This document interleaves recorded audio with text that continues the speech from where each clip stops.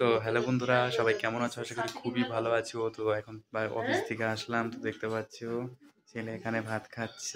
হিসাব তো জানোই না, আবার কত মারা দেখো কি বলছে, দিচ্ছে, দেখতে পাচ্ছ খাচ্ছে। মামন কি খাও?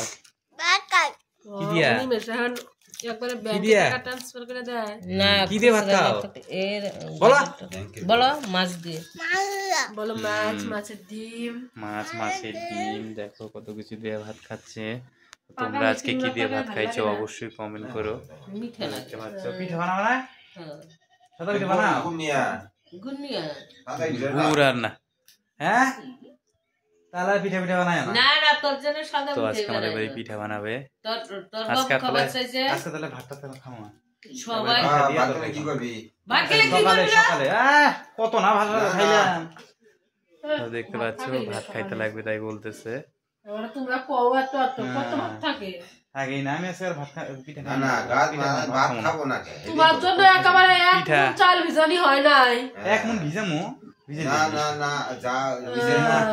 এক মুন না 2 গুণ ভিজাবো। মিক্সার আগুন ধরার জন্য। না ধরবো না। এদিকে কয় কেজি করছো? 2 কেজি। তাহলে 2 কেজি হবো? 2 কেজি হবো না, এটা একটা কথা হলো। 2 কেজি হবো না, কাটার মধ্যে বেশি করে কাটা 2 কেজি ভাঙা চাল যাবে। লাগে। না না, অবশ্যই কিন্তু ভিডিওটা লাইক করবে, শেয়ার করবে। ওইভাবে করলে তো দেখতে পাচ্ছ, আমরা আগে গুড়া কুটে তো অবশ্যই দেখতে পাচ্ছ। তারপরে যেটুক খাই বাবা খাও খাও। তো ছেলে কিন্তু ভাত খাইতেই চায় না, দেখতে পাচ্ছ। চাল দিলে না কষ্ট হয় দেখো, মেশিনটা। আর ছেলে টিভি দেখে দেখে ভাত খায়। এটা সবার বাড়ির একই পরিস্থিতি। ডাক্তার দেখার গেছে পাবো নাকি? তো অবশ্যই কিন্তু ভিডিওটা লাইক করবে, শেয়ার করবে। তো আজকের মতো ভিডিও এখানেই ছিল। আবার সাবস্ক্রাইব কিন্তু অবশ্যই করবে। আবার বাই। খরচ